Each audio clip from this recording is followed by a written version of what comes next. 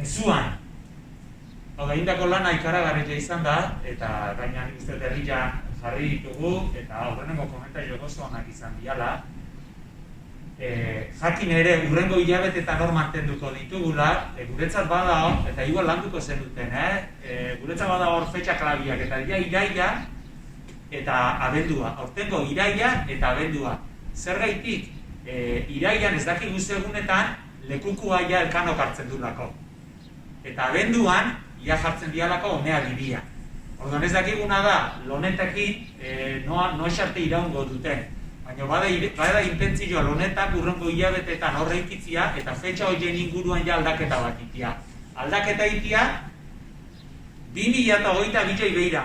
Harrituta gelditu nahi, zenbat lan egin zuen, nik ez nuen uste, hainbesteko sorkuntza ingo zenutenik. Nik ere eskerrak eman nahi izkiet batetik udalai, eta Elkano Fundazioa ze behin handik sortu zen elkarlanian aritzeko ideia hau.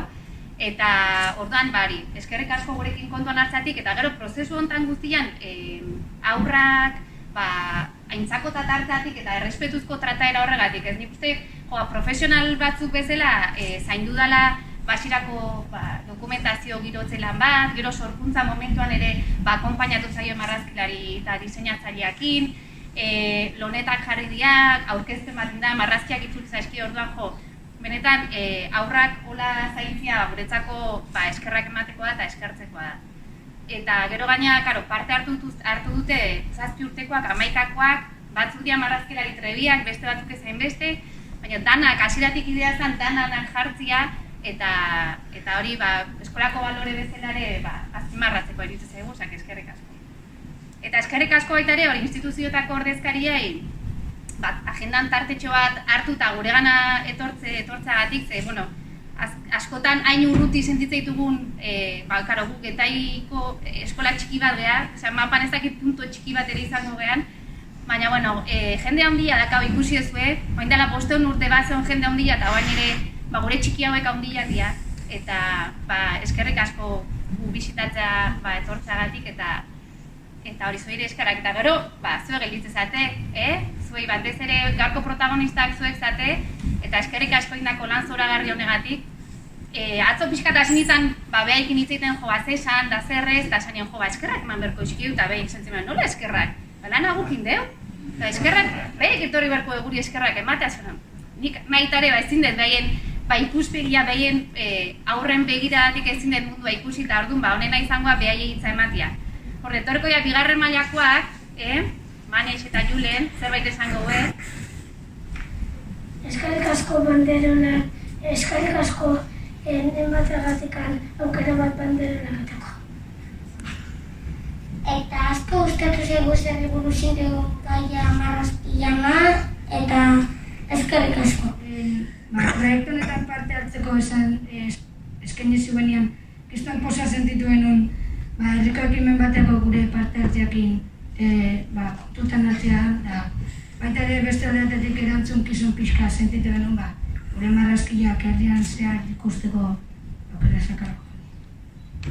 Guk Elkanari buruz zozer baginak egon, baina gero Xabier Alberdi etorri zen eta gehiago kontatu zigun, eta oso gustora entzun genion. Eta egun batzuk gero bakoitza kontinente bati buruzko marrazkein izan behar zuen, eta behinat gerekak argazkiak atea eta bideoak grabatu zizkigun, eta gero pari bana eman zuen bakoitzai. Momentu hortatik honetara gogoan dizean geha itxeiten gure marrazkiak ikusi alizateko, eta oain ja kaletan zehar gure marrazkiak ikusi alditugu banderoetan. Eta lehenik eta bain zorionak indezu lanagatik.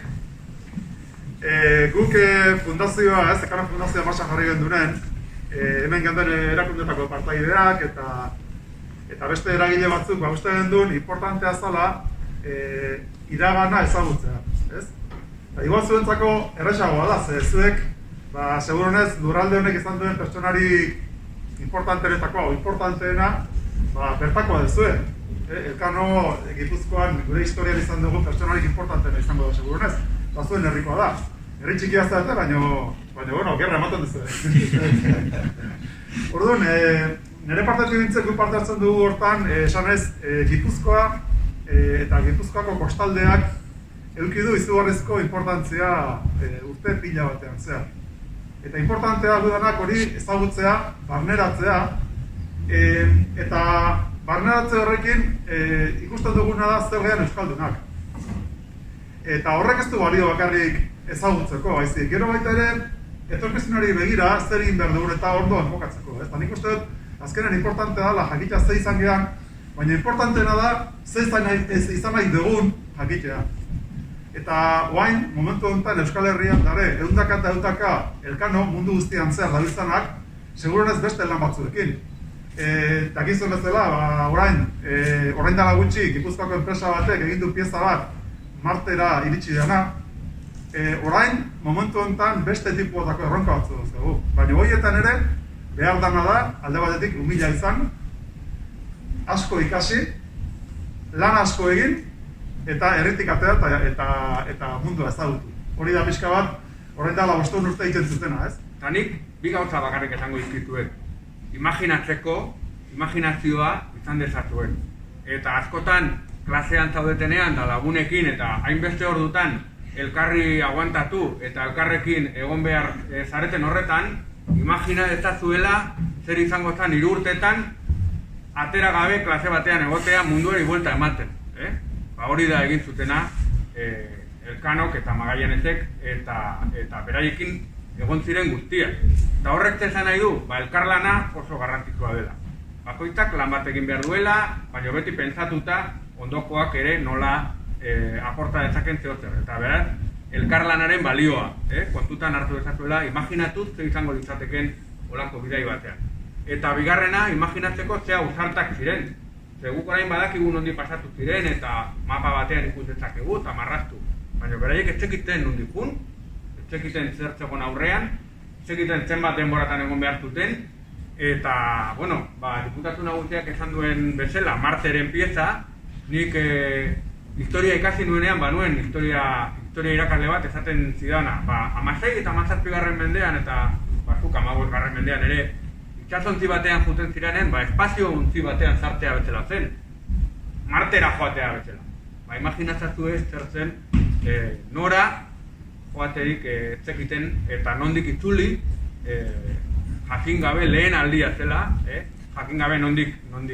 Estoy muy contento porque veo un espíritu aquí de aventura que no solamente se queda en el puerto de Getaria, sino que llega hasta aquí, ¿no? hasta las aulas, ¿no? Y me parece que estáis siendo un poco testigos de poner en valor y de poner en la fama a Juan Sebastián Elcano, que fue un hijo de este pueblo que hizo una gesta, como han comentado el diputado general y Arcaiz, el diputado de Cultura, una gesta que realmente es comparable con ir a Marte o ir hasta los confines del mundo, ¿no? En aquella época os podéis imaginar las aventuras que tuvo que pasar. Yo que soy navegante, me gusta mucho el mar y además vengo con frecuencia aquí al puerto de Getaria con mi pequeño velarito, os puedo contar que el mar es realmente una aventura maravillosa, pero que tiene muchos riesgos. Como veíamos en el vídeo, hay que ir mirando a babor, estribor, pero el mar tiene muchas sorpresas y además el mar tiene sorpresas inesperadas. Os podéis imaginar que de repente se levantan vientos, olas de 5 o 6 metros, rocas con las que puedes dar un golpe en el barco y te puedes hundir. Y no digamos en aquellos tiempos piratas y todo lo que se podía encontrar de aquel hombre, Juan Sebastián Elcano, por aquellos mares, ¿no? Pero consiguió una gesta maravillosa.